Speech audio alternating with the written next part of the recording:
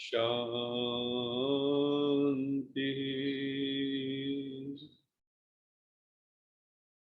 सत्यम शिवम सुंदरम सच्चित आनंद स्वरूप सत श्री अकाल मूरत परम पिता परमात्मा की परम प्रिय संतान, प्यारे भाइयों तथा बहनों, आप सबका आज के सत्र में बहुत बहुत स्वागत है। आज हम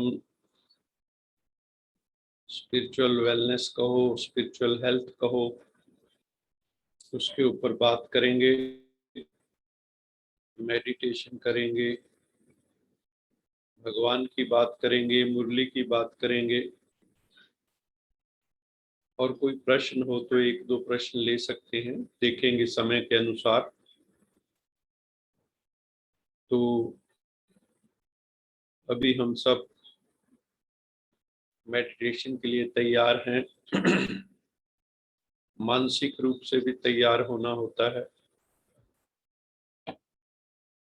जब आपने यहाँ ज्वाइन करना होता है तो उससे 5-7 मिनट पहले आपको उस मनोदशा में आ जाना चाहिए कि अभी हमें परम पिता परमात्मा के साथ हमारी अपॉइंटमेंट है। मेडिटेशन क्या है? Appointment with God. परम पिता परमात्मा से हम उसकी संतान हैं, वो हमारा शिक्षक है तो हम स्टूडेंट हैं, वो गुरु है तो हम उसके फॉलोअर्स हैं। तो हमें बहुत खुशी से, मन में खूब खुशी भरी हुई है, और उस खुशी में हमें परम पिता परमात्मा से कनेक्ट करना है। ये बहुत सूक्ष्म कनेक्शन है, लेकिन आज इसको समझा जा सकता है क्योंकि हम सब मोबाइल की फंक्शनिंग जानते हैं कि एनर्जी से चार्ज होता है। हमारे टीवी में जो ऑडियो विजुअल आता है वो भी सब इलेक्ट्रोमैग्नेटिक वेव्स हैं। ऐसे हमारी थॉट की भी वेव्स हैं, हमारे विचारों की तरंगे हैं। तो तरंगे भी घूमती रहती है इस विश्व के अंदर, ब्रह्मांड में। तो हमें उस परम पिता परमात्मा से कनेक्ट करना है। उसकी दो विधियां हैं, या तो हम भगवान के पास परम धाम चले जाएं, या कभी कभी बाबा को बुला लें, कभी हम उसके आमंत्रण पर पहुंच जाएं, कभी वो हमारे आमंत्रण पे पहुंच जाए। क्योंकि तो बाप बच्चे की बात है, फादर सन की बात है। तो अभी हम सब उस परम पिता परमात्मा से मंगल मिलन करेंगे। उसके लिए पहले हमें शरीर रूपी, कहते हैं ना, तारों को, बीच की तारों को वायर जब जोड़ते हैं बिजली के लिए, तार के ऊपर रबड़ होती है, वो उतार देते हैं, बीच की तार को जोड़ते हैं। यहाँ भी बीच की तार है आत्मा, ये शरीर रबड़ है। शरीर की रबड़ को हमें उतार देना है और उससे कनेक्ट करना है परम पिता परमात्मा से। परमात्मा के ऊपर कोई रबड़ नहीं है, बॉडीलेस। हमारे ऊपर बॉडी है, हम अपने को बॉडी समझते हैं। तो उस बोध से हमें बाहर निकलना है कि मैं शरीर नहीं, मैं आत्मा हूँ। इस भाव को पहले पक्का करो। मैं शरीर नहीं, मैं एक चैतन्य, ज्योतिर्मय, अलौकिक, अभौतिक आत्मा। मैं आत्मा त्रिकुटी में निवास करती हूँ, जहाँ बिंदी लगाते हैं, तिलक लगाते हैं। तो अपनी मनोवृत्तियों को चहुं ओर से एकाग्र करके मन को त्रिकुटी में अवस्थित करो, टिकाओ, टिक जाओ, अपनी चेतना को त्रिकुटी में स्थित कर दो। मैं आत्मा त्रिकुटी में उपस्थित हूँ, अपनी हाजिरी लगाओ। मस्तिष्क के अंदर मैं डिवाइन लाइट ब्रेन नर्व्स के द्वारा सारे शरीर को नियंत्रित करती हूँ। शरीर जड़ सत्ता है, मैं आत्मा चैतन्य सत्ता हूँ।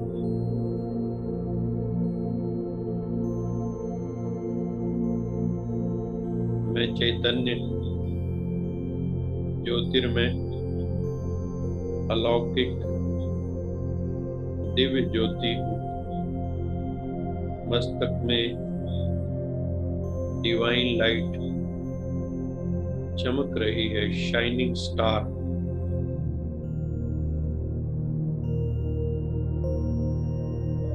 मस्तक में भाग्य का सितारा चमक रहा है,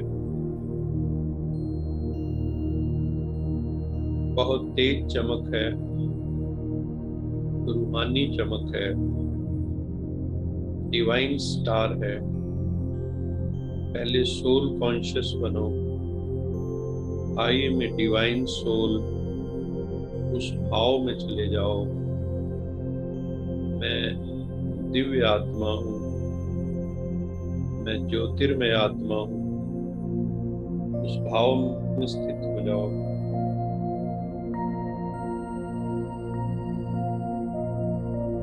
मैं शांत स्वरूप आत्मा हूँ।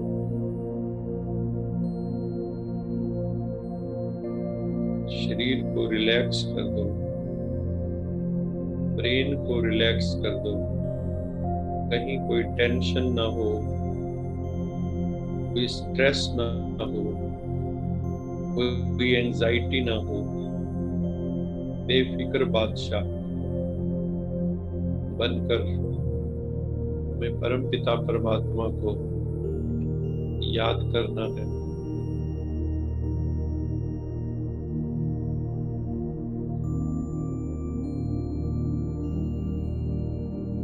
शांत स्वरूप आत्मा,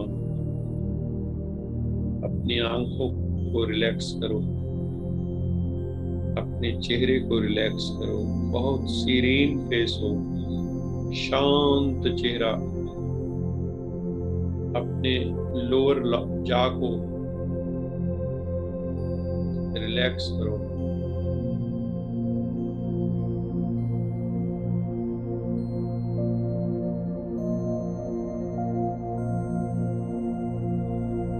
अपने समस्त शरीर को रिलैक्स करो।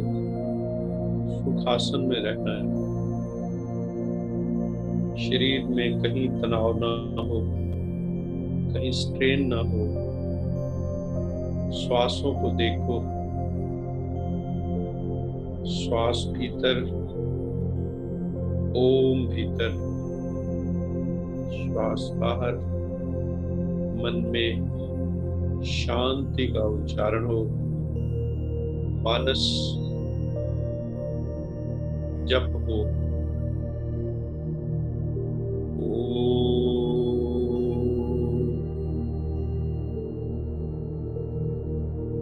शांति,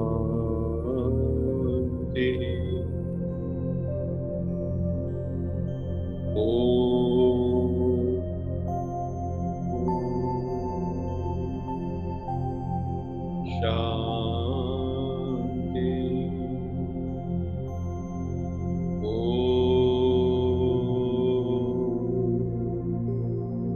शांति। आज हम सब परम धाम जाने का थोड़ा अभ्यास करेंगे।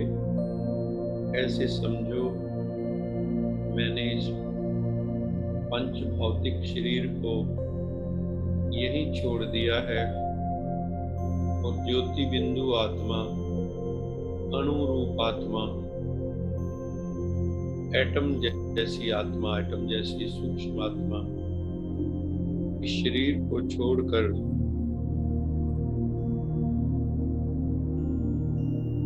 अंतरिक्ष को पार करके,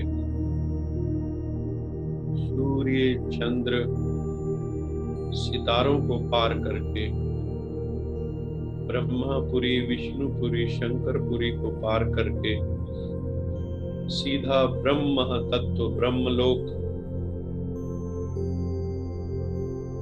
परलोक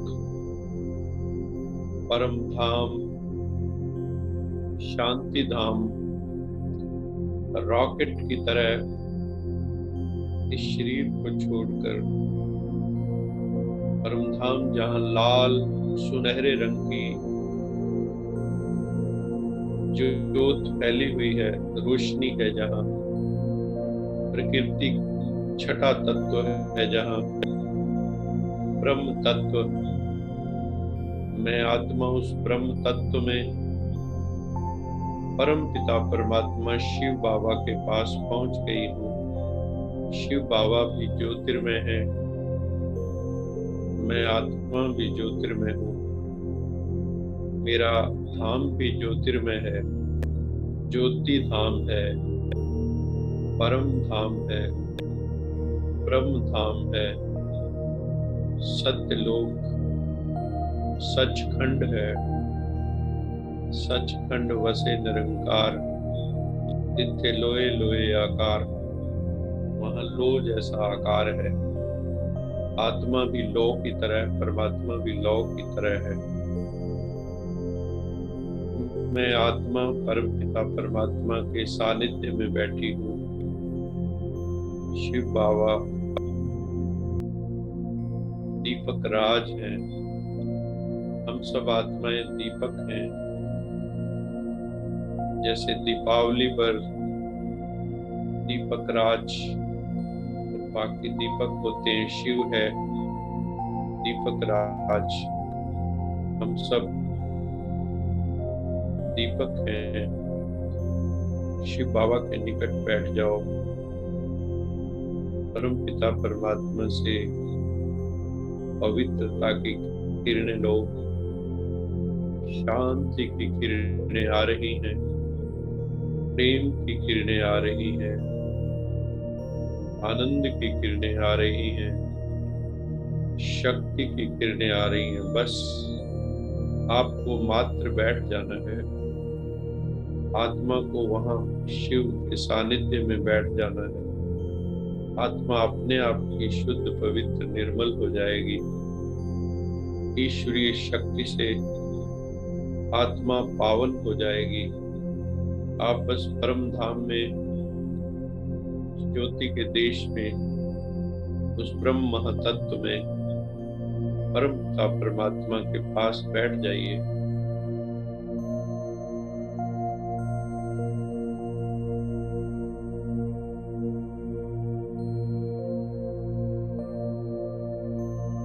एक्सपीरियंस द साइलेंस। परम धाम शांति धाम, वहाँ शांति ही शांति है, वहाँ कोई संकल्प विकल्प नहीं है। आत्मा के सब संकल्प मर्ज हो गए हैं, तिरोहित हो गए हैं। बस शांति ही शांति है, बस शांति ही शांति है, शांति ही शांति है। No thoughts, no voices, egolessness, timelessness, अहम शून्यता। वहाँ काल भी नहीं है, अकाल स्थिति है, काल से परे। वहाँ काल बोध भी नहीं है। वो अकाल मूर्त का देश, अकाल मूर्त परम पिता परमात्मा का देश, अकाल मूर्त आत्मा का देश। मैं आत्मा अशरीरी की अवस्था में वहाँ हूँ। वहाँ पांच तत्वों का शरीर नहीं है, केवल बिंदु रूप आत्मा, ज्योति स्वरूप आत्मा ब्रह्म महातत्व में शिव बाबा के साथ मिलन मना रही हूँ।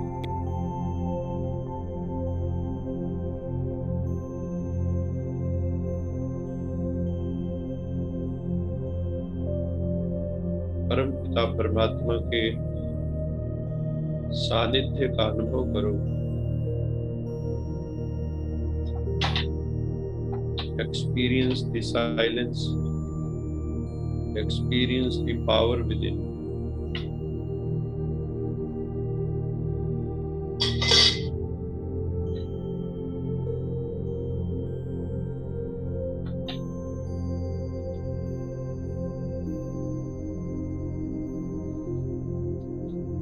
बहुत आनंद का अनुभव हो रहा है।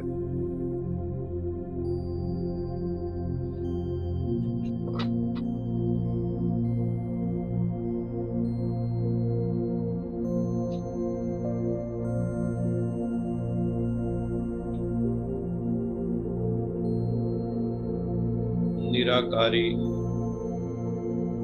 निर्विकारी, निरसंकल्प, निरअहंकारी स्थिति का अनुभव हो रहा है।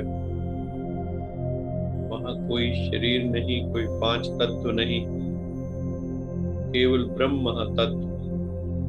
उसमें हम सब आत्माएं, उस ज्योति के प्रदेश में हम सब आत्माएं उसी देश से इस देश में आती हैं, मृत्यु लोक में, इस पृथ्वी लोक में आती हैं।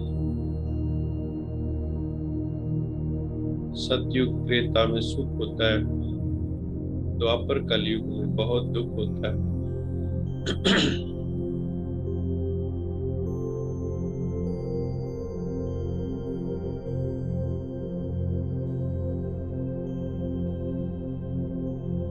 परम धाम में समय नहीं है, जैसे गहरी नींद में समय नहीं होता, ऐसे परम धाम में भी समय नहीं है।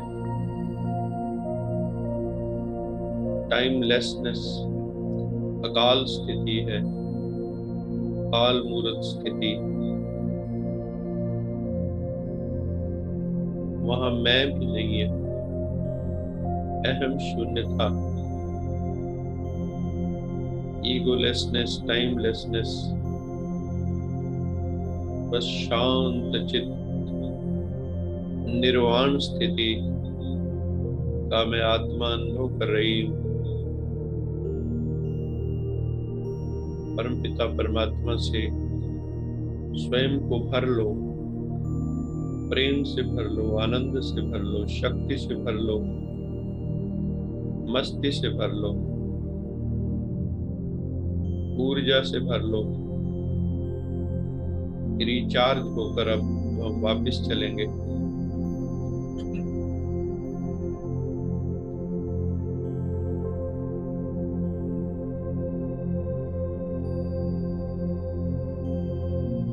कभी मैं आत्मा परम धाम से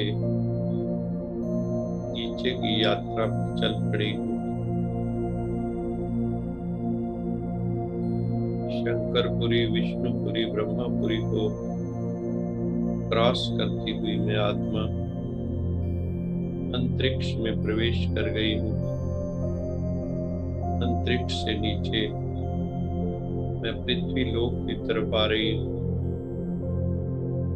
पृथ्वी लोक पर पहुंचकर अपने देश, अपने शहर, अपने घर,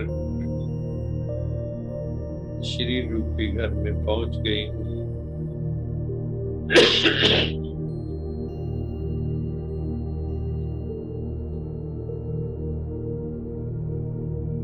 अभी शरीर का बोध जागृत हो रहा है। ये शरीर अलग अलग सा लग रहा है। शरीर को साक्षी होकर देखो,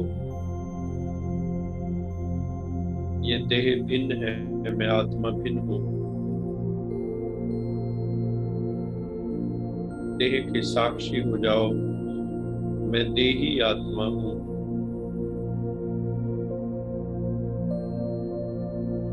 यही न्यारा प्यारा की स्थिति है। अपने श्वासों को अब देखो, श्वास सम हो गए हैं, श्वास की गति स्लो हो गई है, संकल्पों की गति बहुत कम हो गई है, मन शांत हो गया है, शक्ति का अनुभव हो रहा है, शांति का अनुभव हो रहा है, मस्ती का अनुभव हो रहा है।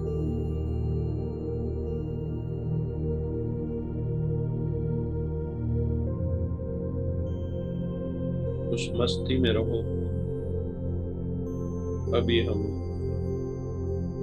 यश जी को निवेदन करते हैं कि वो हमें प्रभु स्मृति का एक मधुर गीत सुनाए।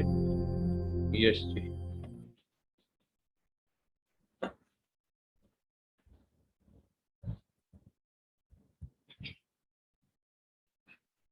ओम शांति। ये मत कहो खुदा से मेरी मुश्किलें बड़ी हैं, ये मुश्किलों से कह दो मेरा खुदा बड़ा है। आती है आंधियाँ तो कर उनका खैर मकदम, आती है आंधियाँ तो कर उनका खैर मकदम। तूफान से लड़ने खुदा ने तुझे घड़ा है, ये मत कहो खुदा से मेरी मुश्किलें बड़ी हैं, ये मुश्किलों से कह दो मेरा खुदा बड़ा है। अग्नि में तप कर सोना है और भी निखरता, दुर्गम को पार करके हिमालय कोई चढ़ा है। लाएगी रंग मेहनत आखिर तुम्हारे एक दिन, होगा विशाल तरवर ये बीज जो पड़ा है। ये मत कहो खुदा से मेरी मुश्किलें बड़ी हैं, ये मुश्किलों से कह दो मेरा खुदा बड़ा है। वो सर्व शक्तियों से जब साथ है हमारे, वो सर्व शक्तियों से जब साथ है हमारे, हर काम उसके रहते हरगिज हुआ पड़ा है। पल भी हारना ना, हिम्मत का कदम बढ़ाओ, हजारों कदम बढ़ाने वो सामने खड़ा है। ये मत कहो खुदा से मेरी मुश्किलें बड़ी हैं, ये मुश्किलों से कह दो मेरा खुदा बड़ा है। मेरा खुदा बड़ा है, मेरा खुदा बड़ा है, मेरा खुदा बड़ा है। ओम शांति।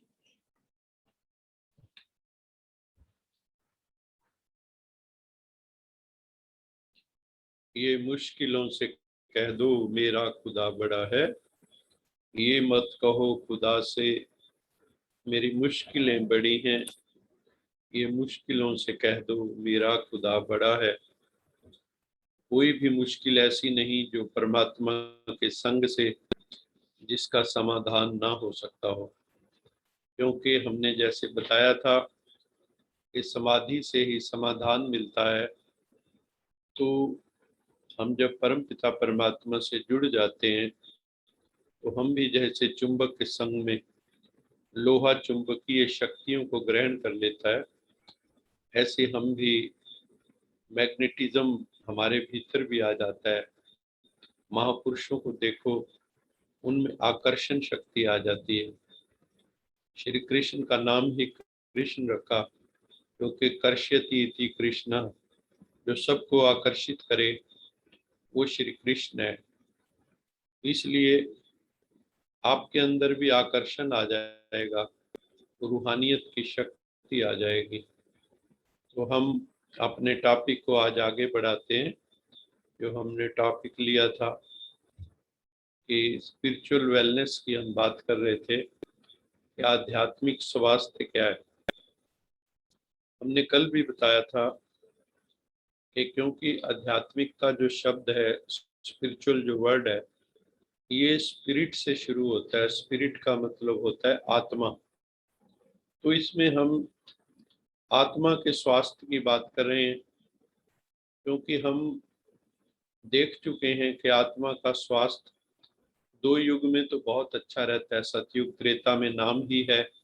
सतयुग में धर्म, कहते हैं धर्म की बैल जैसे होता है, बैल की चारों टांगे हैं सतयुग में।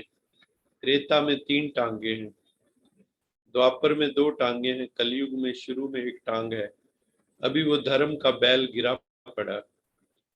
तो जो स्पिरिचुअल पावर्स थी हमारी, हम डिप्लीट हो गए हैं, कम हो गई। तो अब हमारा स्वास्थ्य, स्पिरिचुअल हेल्थ जो है वो बिगड़ गई है। तो स्पिरिचुअल हेल्थ को कैसे ठीक करना है, स्पिरिचुअल वेलनेस कैसे लानी है अपने भीतर, हम उसकी चर्चा जो है कर रहे हैं। तो स्पिरिचुअल वेलनेस में जो सबसे बड़ी बात है वो है connectivity with the greater self, supreme self. जब हम अपनी आत्मा को परमात्मा से जोड़ते हैं, महापुरुषों से बातचीत करते हैं, अपने से हायर कॉन्शियसनेस वाली आत्माओं से जुड़ते हैं, तो हमें वेलनेस का अनुभव होता है, हमें अच्छा लगता है, सुख मिलता है। जैसे आप मन से आप तड़प रहे हैं अभी किसी कारण से, फिर किसी महापुरुष को मिलते हैं, आप उनकी कंपनी में सिर्फ बैठ जाइए, जाके कोई बात भी ना करिए, तो भी उनका ऑरा इतना स्ट्रांग होता है कि आपको शांति मिलनी शुरू हो जाती है, आपके प्रश्न तिरोहित हो जाते हैं, आपका मन टिक जाता है, आपको शांति का आभास होता है, एहसास होता है। तो हमें स्पिरिचुअल वेलनेस पे अपनी ध्यान देना है। और ये जीवन में तब तक नहीं आ सकती जब तक हमारे जीवन में जो वैल्यूज हैं वो हमारे जीवन में नहीं आएंगी। तो वैल्यूज का होना भी जीवन में बहुत जरूरी है। और जो कोड ऑफ कंडक्ट है, आचार संहिता है जो धर्मों ने बनाई है, और जो आत्मा के मूल गुण हैं जिसकी चर्चा हम सब करते रहते हैं कि आत्मा के मूल गुण है शांति, प्रेम, शक्ति, पवित्रता, ज्ञान। ये हमारे भीतर जागृत रूप में होने चाहिए। हमारे भीतर ये जागृत नहीं रहते हैं, तो हमें इनको जागृत रखना है। तो इससे सेंस ऑफ पर्पस जो है जिंदगी में आता है, मीनिंग जो है लाइफ का मिलने लगता है। नहीं तो हम सारी जिंदगी, कई लोग इतनी एज होगी उनको पूछो what is the meaning of life, purpose of life, तो वो ज्यादातर लोग इतना ही सोचते हैं, भी खाओ पियो मौज करो, ज्यादा से ज्यादा कमाओ, जो संतान है उसको पाल लो। ये सोचते हमने बहुत बड़ा काम कर दिया है। लेकिन अपनी हायर कॉन्शियसनेस, उस परम पिता परमात्मा से हम जोड़ नहीं पाते हैं, तो मीनिंग ऑफ लाइफ हमें प्रॉपर मिल नहीं सकता।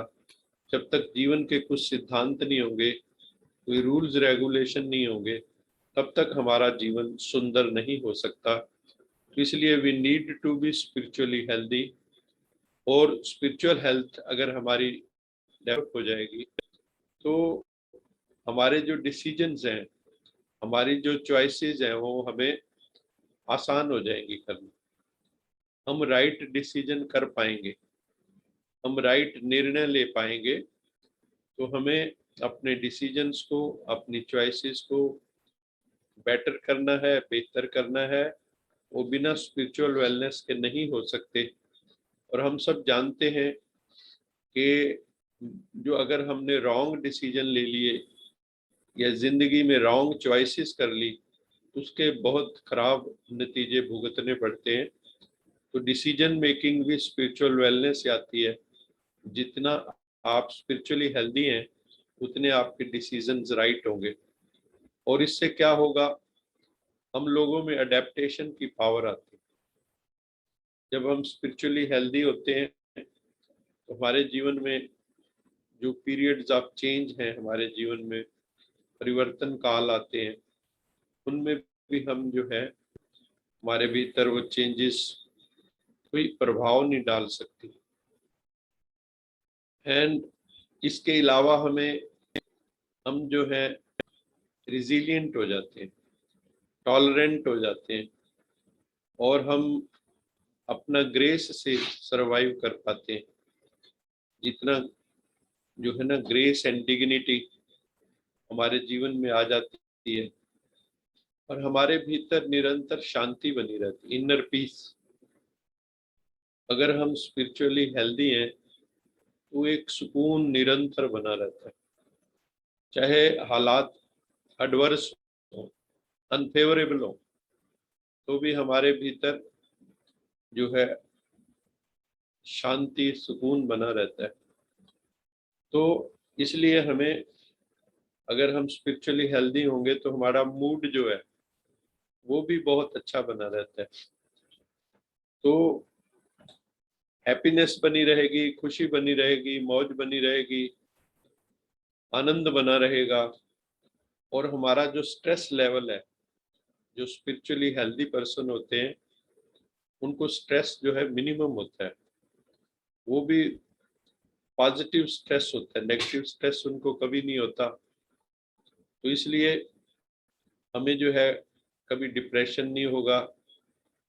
अगर कोई मान लो परिस्थिति आएगी तो उसका टेम्परेरी इम्पैक्ट होता है। ऐसा तो नहीं है कि हम चैतन्य है असर ना हो, लेकिन असर होता है, उसका हैंगओवर नहीं, वो लंबे समय तक नहीं चलता है। तो जैसे जैसे हम स्पिरिचुअली हेल्दी होंगे तो हमारी एंजाइटी जो है, कईयों को बड़ा जो है ना एंजाइटी सिम्टम्स होते हैं और कई डरते रहते हैं, फियर होता है उनको, वो भी जो है धीरे धीरे स्पिरिचुअली हेल्दी पीपल का कम हो जाता है। लेकिन इस यात्रा में जो हम करते हैं, आध्यात्मिक रूहानी यात्रा हम रोज करते हैं, इसमें भी देखो इमोशंस जो है वो रास्ते में आती हैं। दोनों तरह की इमोशंस हैं, हम जानते हैं। पॉजिटिव इमोशंस भी आती हैं, नेगेटिव इमोशंस भी हमारे जीवन में आती हैं। भले ही आध्यात्मिक मार्ग पर चल रहे हैं, लेकिन हमारे भीतर संस्कार तो है ना। तो पॉजिटिव जो संस्कार हैं वो है होप। हमारे भीतर जैसे आशा बनी रहती है, अच्छा होगा, ये पॉजिटिव है। और इसके विपरीत जो निराशा है, होपलेसनेस की स्थिति में चले जाते हैं। दूसरा हम कह सकते हैं कि हम कोई भी चीज होती तो उसको फॉरगिव करने के लिए बहुत जल्दी तैयार होते हैं, क्षमा कर देते हैं, हम बात को पकड़ते नहीं है, लेट गो कर देते हैं। जो आध्यात्मिक व्यक्ति है कहते हैं छोड़ो, पकड़ो मत, आगे बढ़ो। भगवान ने पीछे देखने के लिए आंखें नहीं दी, आगे देखने के लिए दी, इसलिए मूव फॉरवर्ड, आगे की तरफ चलो। तो फॉरगिवनेस भी स्वतः होती है, पॉजिटिव फीलिंग जो है। और वो जीवन को स्वीकार करते हैं, स्वीकारोक्ति होती है, एक्सेप्ट करते हैं। मान लो किसी की घर में कोई ऐसी दुर्घटना घट गई, ऐसा लॉस हो गया जो रिपेयर नहीं किया जा सकता, लेकिन जो आध्यात्मिक व्यक्ति होता है उसको एक्सेप्ट कर लेता है। खास करके जैसे किसी का जवान बेटा चला जाए तो बहुत बड़ा दुख होता है। जैसे मैंने बताया था कि मेरा भतीजा चला गया तो सारे परिवार में शोक की लहर दौड़ गई, क्योंकि ऐसी चीजों को, वियोग को एक्सेप्ट करना आसान नहीं होता। इस कोरोना काल में कितने लोगों को वियोग हुआ, एक्सेप्टेंस आसान नहीं।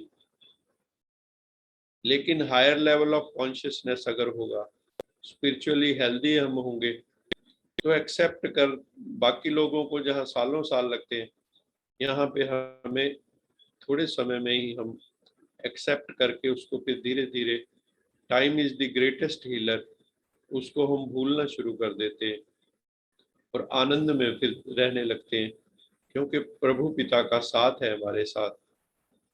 हम इंजॉय करने लगते हैं जिंदगी को फिर आध्यात्मिक दृष्टि से, भौतिक दृष्टि से नहीं कह रहा हूँ। और जो नेगेटिव फीलिंग्स होती हैं वो मिनिमाइज होने लगती हैं। नेगेटिव फीलिंग्स में क्या होता है, एक बहुत बड़ी जो नेगेटिव फीलिंग होती है वो सेल्फ डाउट है। सेल्फ डाउट, आत्म संशय, जिसको सेल्फ डिफिडेंस भी कह देते हैं, ये बहुत बड़ी नेगेटिव फीलिंग है। जो आध्यात्मिक व्यक्ति इससे बाहर निकलने लगता है, उसको जो सेल्फ डाउट है वो धीरे धीरे सेल्फ कॉन्फिडेंस में बदलने लगता है। क्योंकि जितनी जितनी आत्मा चार्ज होगी परम पिता परमात्मा से कनेक्ट होके, उतना उतना अपने पे विश्वास बढ़ेगा। अरे मैं भी कुछ कर सकता हूँ। नहीं तो उनको कुछ भी कहो, नहीं मेरे से नहीं होता, बिल्कुल पहले ही ना, मिस्टर नो, मिस नो, ना, नेगेटिविटी। तो सेल्फ डाउट जो है ये नेगेटिव फीलिंग खत्म होती। जैसे मैंने पहले कहा, जो इस संसार को सबसे ज्यादा पीड़ा देने वाला है वो है फियर। हर इंसान 24 घंटे किसी न किसी फियर में है, किसी न किसी भय में है। भय में हर वक्त जी रहा है, क्योंकि सुरक्षा की फीलिंग नहीं। कईयों को फिजिकल सुरक्षा की बात है, फिजिकल सिक्योरिटी जब भी डेंजर में होती है, जैसे अभी कोरोना काल में हुई, तो सबके मन में फियर था। सब कैसे घरों में दुबक गए थे, बड़े बड़े प्रेसिडेंट, प्राइम मिनिस्टर सब घरों में दुबक गए थे। बड़े बड़े बिजनेसमैन, सबको पता लगा अरे जिंदगी से कीमती कुछ भी नहीं। तो फियर जो है ये नेगेटिव इमोशन है। जैसे जैसे हम स्पिरिचुअली स्ट्रांग होते हैं, तो सबसे बड़ा भय कौन सा होता है, वो है मृत्यु का भय। और एक भय और भी बड़ा होता है, वो होता है समाज में अपमानित होने का भय। कि हर इंसान सोचता है कि एक भय में जीता है, मैं समाज में अपमानित ना हो जाऊं, लोक लाज जिसको कहते हैं। सबसे बड़ा रोग क्या कहेंगे लोग, वो भी फियर रहता है। कई लोग जो है निराशावादी एटीट्यूड वाले हैं, पेसिमिस्टिक व्यू है जिंदगी का। तो पेसिमिज्म खत्म होता है, ऑप्टिमिज्म आता है जैसे बताया। और जो हमारी कॉन्फ्लिक्ट है, अंतर्द्वंद होते हैं, कई लोग अंतर्द्वंद में ही जीते हैं, निर्णय नहीं कर पाते। सेल्फ डाउट भी है, अनिर्णय की स्थिति भी है, कॉन्फ्लिक्ट भी है, अंतर्द्वंद है। तो जीवन में स्ट्रेस टेंशन बना रहता है। लेकिन स्पिरिचुअल वेलनेस जिसके अंदर होती है, वो इन चीजों से बाहर निकल आता है। इसलिए जो स्पिरिचुअल वेलनेस पर्सनैलिटीज हैं वो पॉजिटिव होंगे, ऑप्टिमिस्टिक होंगे, और उनकी स्पिरिचुअल आउटलुक होगी। सबसे बड़ी बात, स्पिरिचुअल आउटलुक क्या है? स्पिरिचुअल आउटलुक है we cut across all the boundaries. हम सारी बाउंड्रीज को तोड़ देते हैं। ना कोई वहां कास्ट है, कोई जाति नहीं, ना वहां कोई धर्म है, कोई क्रीड है, ना वहां कोई राष्ट्र है, ना वहां कोई लैंग्वेज है, ना वहां कोई धर्म है, ना वहां कोई संप्रदाय है।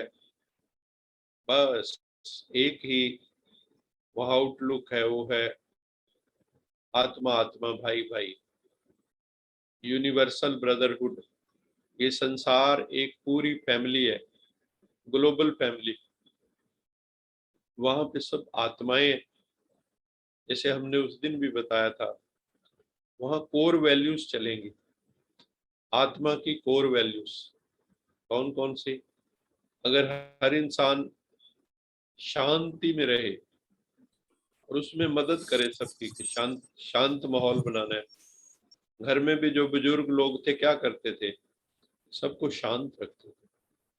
तो शांति स्वरूप आनंद स्वरूप, प्रेम स्वरूप, ज्ञान स्वरूप, शक्ति, पवित्र स्वरूप, ये इस सिद्धांत पर चलेंगे तो सारे धर्मों में एकता आ जाएगी।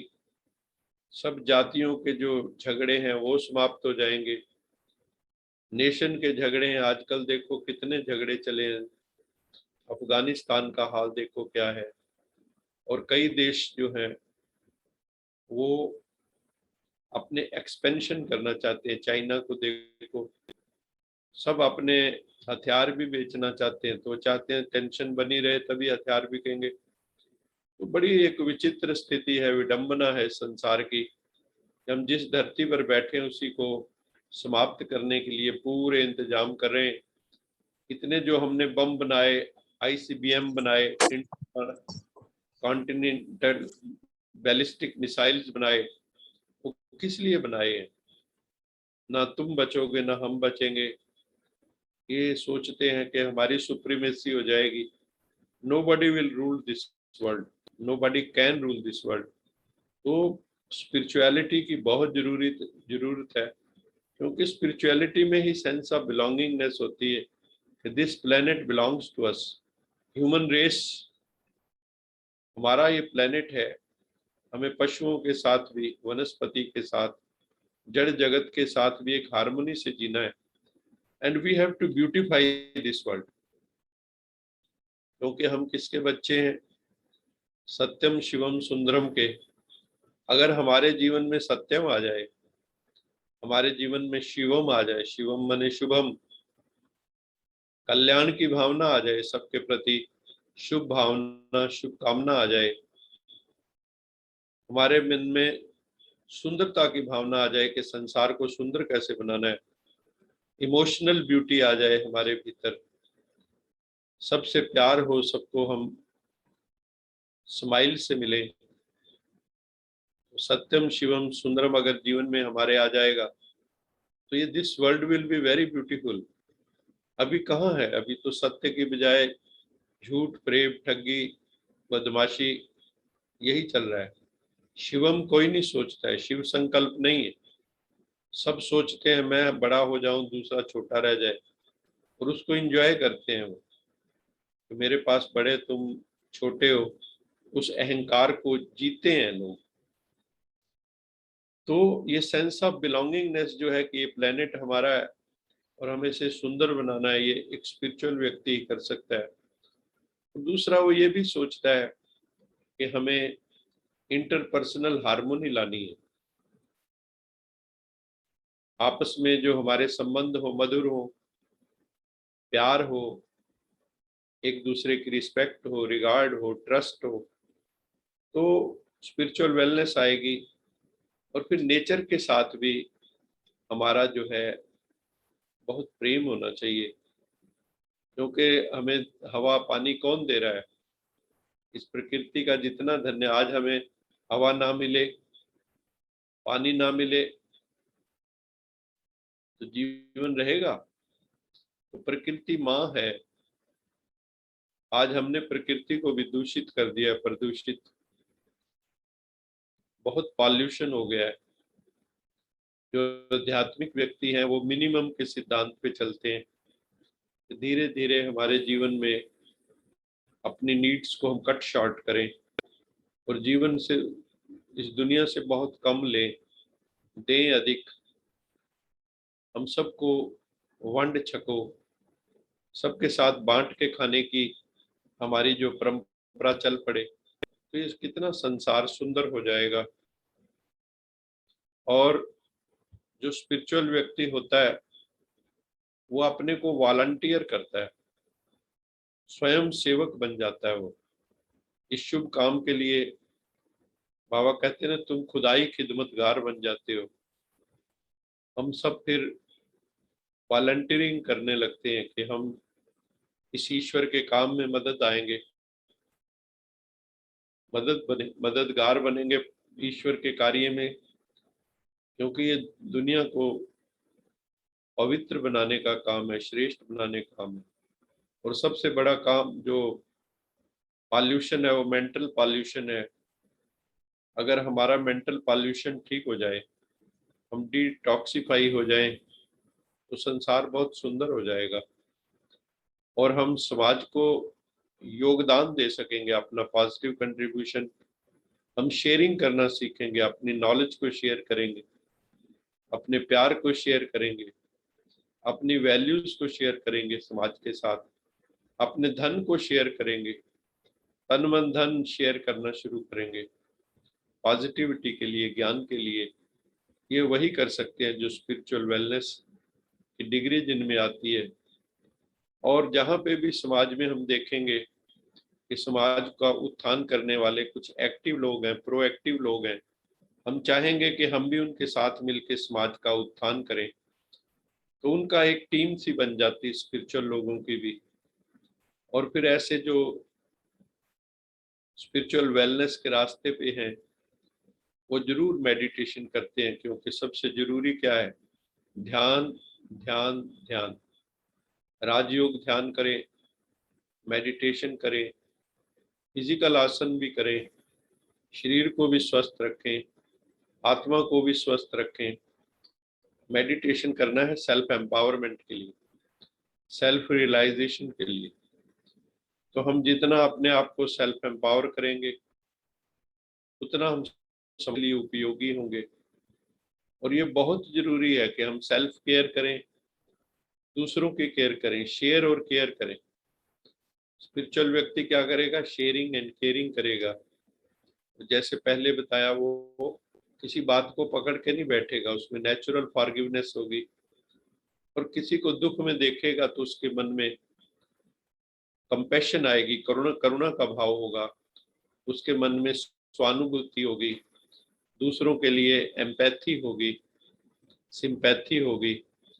तो इस तरह से वो जो है जिंदगी के अंदर आगे बढ़ सकते हैं।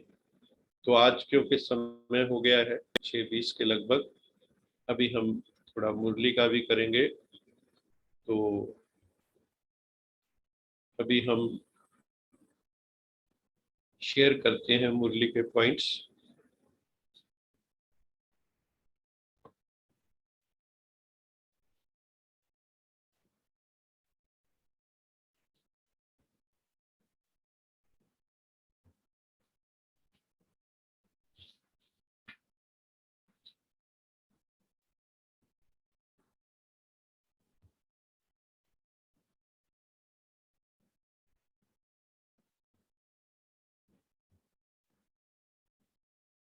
आज का मुरली मंथन, बाबा कहते हैं कि जब तुम रूहानी सेवा में उतरते हो तो कई तरह की बातें आती हैं अध्यात्म के अंदर भी। सेवा करते समय कोई छोटी मोटी बात हो जाए तो कभी भी रूठना नहीं है। कईयों में ना बड़ी आदत होती, क्षणे रुष्टा क्षणे तुष्टा, रुष्टा तुष्टा क्षणे क्षणे। अभी अभी रुष्ट हैं, अभी अभी तुष्ट हैं, अभी अभी हंस रहे हैं, अभी अभी रो रहे हैं, एक सेकंड में। किसी ने थोड़ा सा कुछ कह दिया तो रोना शुरू हो गए, किसी ने वो अच्छी बात बता दी हंसना शुरू हो गए। कोई स्टैंड नहीं है। और जो मेच्योर होते हैं वो नाराज नहीं होते। नाराज कौन होता है? जो राज को नहीं जानता। बाबा कहता है नाराज वो होते हैं जो राज को नहीं जानते, जो सत्य को नहीं जानते। तुम बच्चों को तो राज को जानना है। तो रूठना क्रोध का ही एक रूप है। आप रूठता कौन है? हम लोग सोचते हैं कि रूठना कुछ और है, ये भी एक क्रोध की फॉर्म है। आप नाराज क्यों है? गुस्से में ही है कहीं ना कहीं। कई बच्चे तो भगवान से भी रूठ जाते हैं। दुनिया में बहुत लोग मिल जाएंगे, कहते हैं मैं तो भगवान से रूठ गया हूँ, उसने मेरा फलाना काम नहीं किया। तो भगवान से भी रूठ जाते हैं। ये सब डिससर्विस है अगर हम आपस में हमारे मधुर संबंध नहीं है। जो स्पिरिचुअल वेलनेस की बात कर रही थी, जो स्पिरिचुअली वेल लोग, तो वो कभी भी रूठते नहीं है।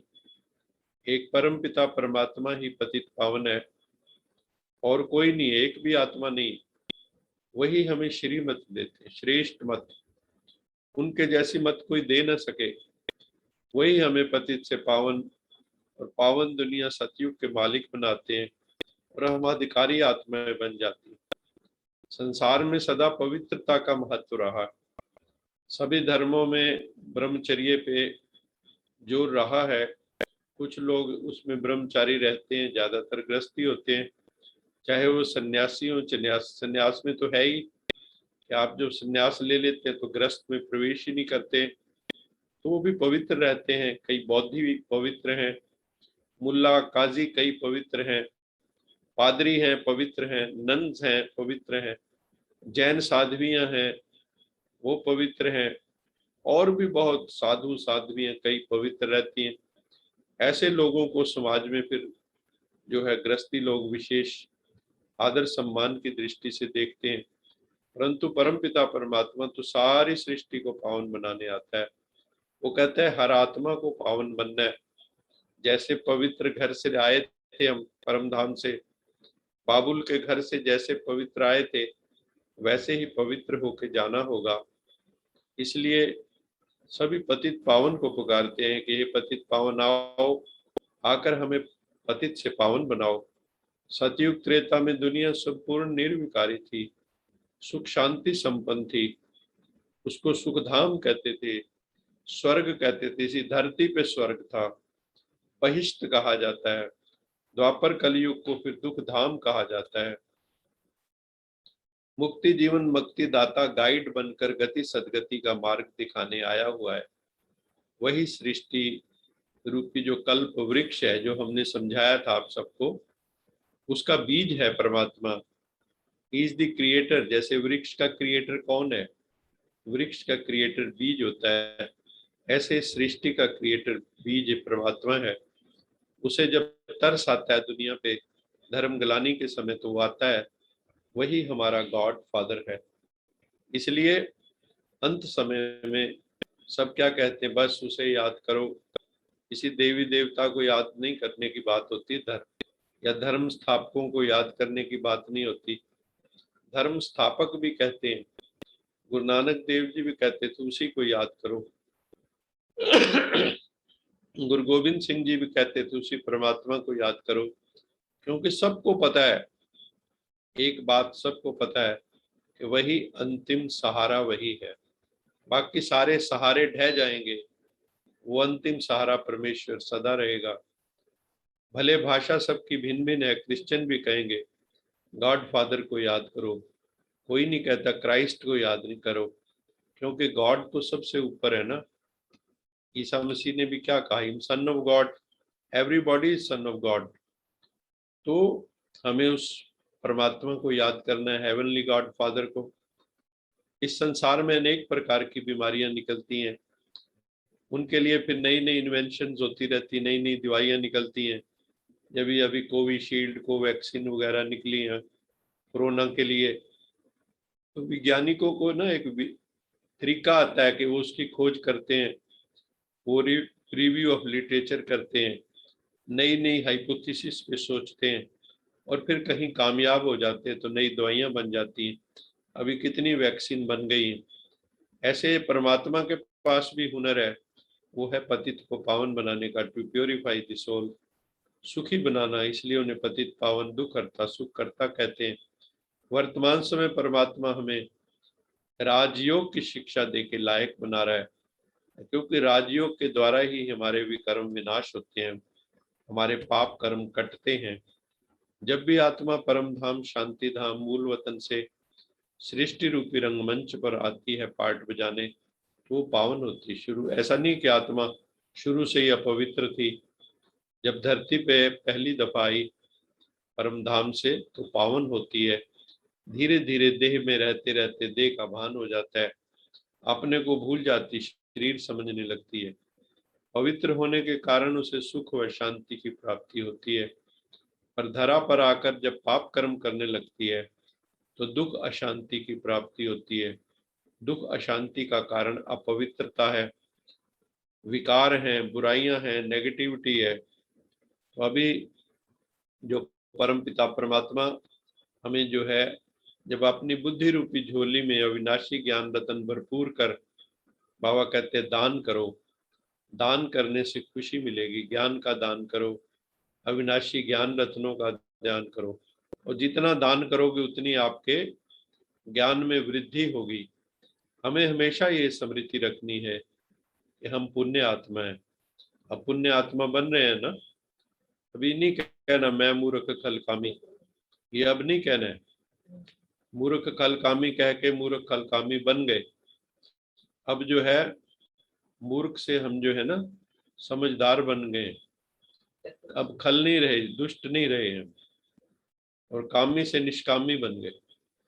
तो पुण्य आत्मा अपने को समझना है और पुण्य का खाता जमा भी करना है, सबको ज्ञान सुनाना है और दूसरों को पुण्य आत्मा बनाना भी है, पाप आत्मा से मुक्ति दिलानी। पुण्य आत्मा फिर पाप कर्म नहीं कर सकता, 1% भी संकल्प मात्र भी पाप नहीं कर सकता है। इसलिए तुम बच्चों को मास्टर शिक्षक बनकर सदा पुण्य का खाता जमा करने और कराने वाला बनना है। तो आज का स्लोगन है, संगठन के महत्व को जानने वाले संगठन में ही स्वयं की सेफ्टी का अनुभव करते हैं। संगठन का मतलब होता है जो हमारा ऑर्गेनाइजेशन है, उसमें सब मिलजुल कर आपस में प्रेम से चलते हैं। जैसे ये परिवार होता है, तो अगर परिवार के सदस्यों में आपस में प्रेम होता है तो वहाँ सब सेफ्टी का अनुभव करते हैं। अगर अकेला अकेला व्यक्ति हो तो अलूफनेस के कारण के डिप्रेशन में चले जाते हैं। तो हमें भी लाइक माइंडेड लोगों का जो संगठन होता है, आध्यात्मिक वेलनेस वाली यात्रा पे जो लगे हैं, उनका जब संगठन होता है तो हर आत्मा को एक सुरक्षा फीलिंग होती है। और सबसे बड़ा कवच तो हमारे पास है ही, परमात्मा की याद का सुरक्षा कवच। जब हम उसकी याद में रहेंगे तो ऑटोमेटिकली हमारी रक्षा हो जाएगी। इन्हीं शब्दों के साथ आप सबका बहुत बहुत धन्यवाद। आप सब ने बहुत प्रेम से सुना, मैं आप सबका बहुत बहुत धन्यवादी हूँ। जो भी आत्माएं जुड़ी हुई हैं उनका विशेष रूप से धन्यवाद है।